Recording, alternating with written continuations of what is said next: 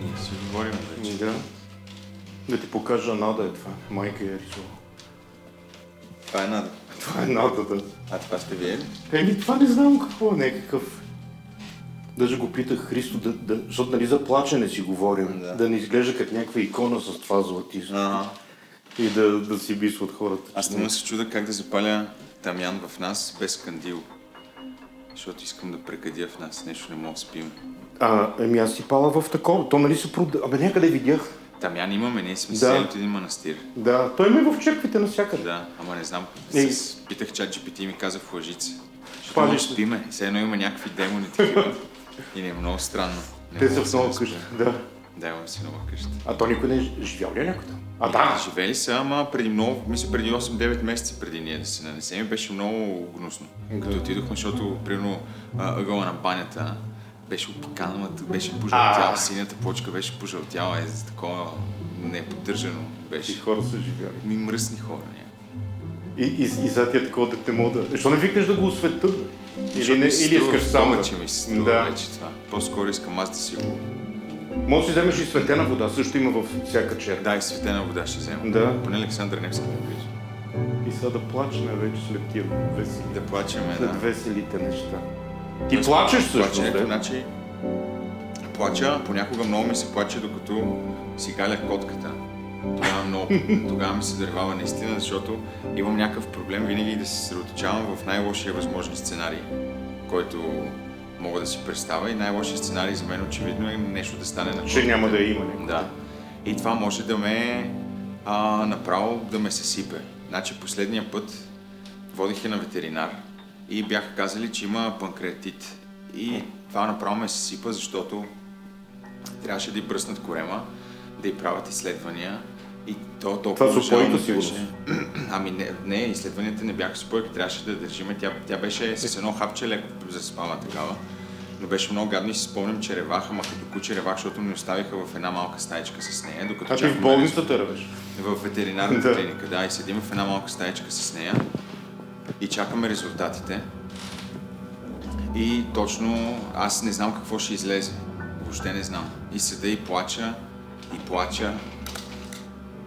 Това е както за децата някои хора се притесняват. Те все едно ти е като дете. Бе. Тя ми е абсолютно... Аз не знам, когато имам дете, мисля, че нещата ще ескалират. То ще Ще е страшно. Много ме е страх от Да. това. Дано Боряна да е по-стабилна. По-стабилна. Тя малка. По-стабилна е, защото тя с котката, аз много искам да я глезя, ама не мога да я глезя точно заради тия нейните проблеми. И от време на време искам да й пробутам едно парченце рибатон малко. Заради то Да, панкреатит. А то нещо на коремата. Да, На от стомашни панкреас, работи, да. Ага. И така, другото за плаченето си мислех, не знам дали други хора, ма сигурно има такива, които изпитват страх да не се разплачат, когато трябва. Примерно на погребение, да речем. Да, или Всички ако плачат? Всички плачат, на тебе просто не ти идва да плачеш. И Да. нали, има такива моменти, в които наистина трябва, може би. И съм си мислил, че като дойде момента да трябва да плача, няма да мога. Има моменти, в които не трябва да плача, пък съм се разплаквал. Ти да плачеш по телевизията, не ти дреме явно. Примерно в талантите. Ами не, защото там в талантите, като плаках за деца. Аз колкото... Ма ги режеше, де. Не ми пречи. Тия, които ги рязах, не ми се плачеше ти се за ревеш. тях. Но имаше много хубави истории за деца и аз, когато става въпрос за това, съм го преживял по някакъв начин. Макар, че нито имам тежко детство, нито съм свързан по някакъв детски начин с домове за деца. А ти от историята ли плачеш всъщност на детето или от това, което показва там ти става някакво? Не от талант. Не от таланта, но това... Примерно имаше едно момиче, тя е жена вече, ма израснала по домове. Има страшен талант да рисува бързо и красиво. и винаги рисува само жени, защото казва, че рисува майка си. Винаги рисува майка си. Тя не я познава майка си. И ми стана много, много криво тогава за нея. Разплаках се, когато видях едно дете да плаче, защото така се беше притеснило и се беше развълнувало. И аз се разплаках, защото стои самичко там едно малко момченце и седи и плаче на сцената и никой не отива при него. То не си прави нещото, защото го е срам, примерно. Не, то беше много добро в това, което правеше. Фокус се правеше. Беше много добър и просто изведнъж се разплака на сцената от стрес, страх ли е, какво е. А другите от журито си им е тъпо, че не плачат. Катото Евро плаче като някой запее Калиманко, майче. Тя от нерви, майче. Имам един приятел, това е сравнително смешна история, ама той имаше моменти, в които е предобрил доста, реши, че е прекалил с субстанциите, когато е гледал Jurassic Park и когато се е разплакал на момента, в който умира тиранозавър Рекс. Стига, това е яко вече. Много му е било тъжно. Да. И му дошло в повече, определено. На Jurassic Park е готино. Аз на филми не мога да се спомня. Сещам се.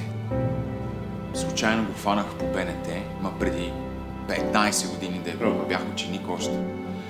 Филма се казва Listen to Your Heart и става въпрос за едно момиче, глухонямо, което се влюбва и някаква невъзможна любов има там.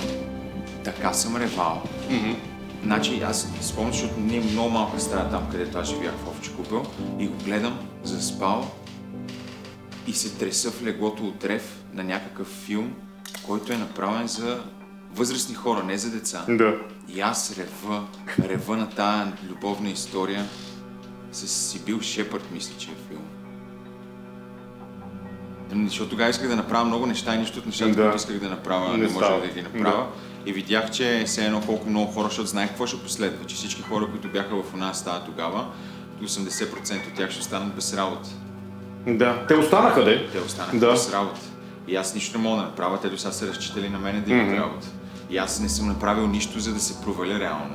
Тоест, нито съм бил някакъв тапанар да проваля предавания, нито нещо съм прецакал бюджет, нещо. Просто някой извън мене беше решил да прекрати шоуто и защитата на всички хора. Да, и то безмислено, нали, изглеждаше за нас. То за тех имал някакво. В крайна сметка за мен се оказа безмислено, защото това, което се случи с шоуто, беше безмислено да става, да го спират. Защото сега всичко, каквото направят след него е по-зле и по-зле. Ето, за да пуснат нещо на негово место, ама то беше по-зле. То беше на Dancing Stars. Всичко след шоуто, обикновено аз откъдето и да си тръгна, нещата стават по-хубави. Махнах се от Овча купел, направиха метро. Махнах се от факултета по журналистика, махнаха въртящата се врата. И сега си викам, аре ще тръгна от BTV, еле път тръгне тази телевизия нагоре като хората. Да. Аз се сетих, като разпраша за котката, вие примерно ревете ли сборява двамата? Или не? Не сме ревали двамата. Но може не за коткото. Не, нещо такова. Групово не. Не, път като се карат двойки, нали, реват там. Ние като сме се карали или тя реве, или аз ще реве. Един от двамата. Няма да е. Групово не се е случило. Не е било такава драма, не сме имали чак, нали, нещо да стане. Но да, тя ме е виждала всъщност в най-слабите ми слаби моменти на света. Със сигурност тя е човек, който ме е виждал много разплакан и другия е майка ми. Да, ма не ти дреме. Не ми дреме. Това е най-човешкото нещо.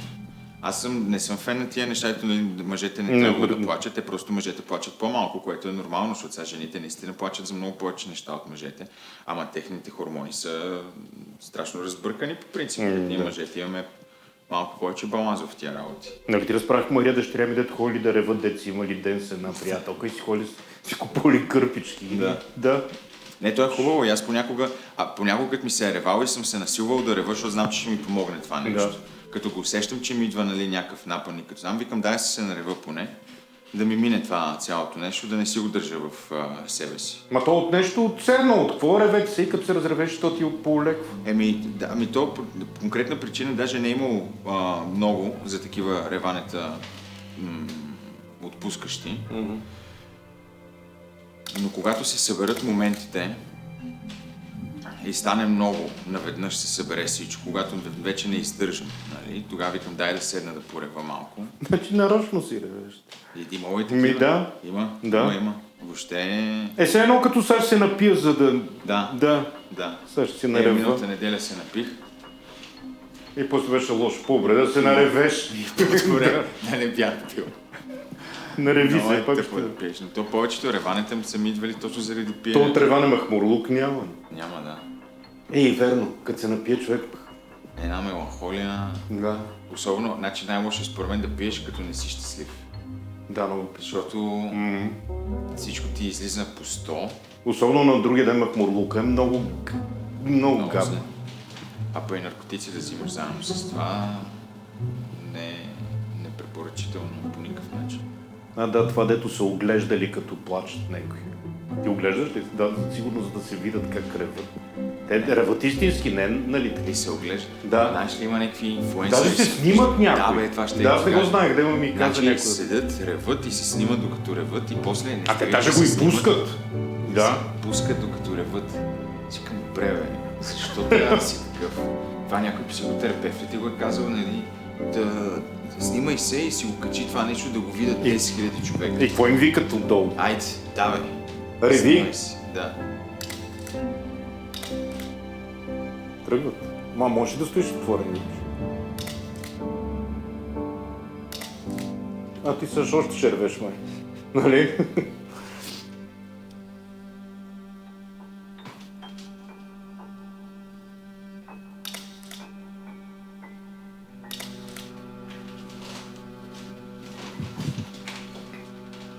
Мисля, че, Мисля, че сме готови.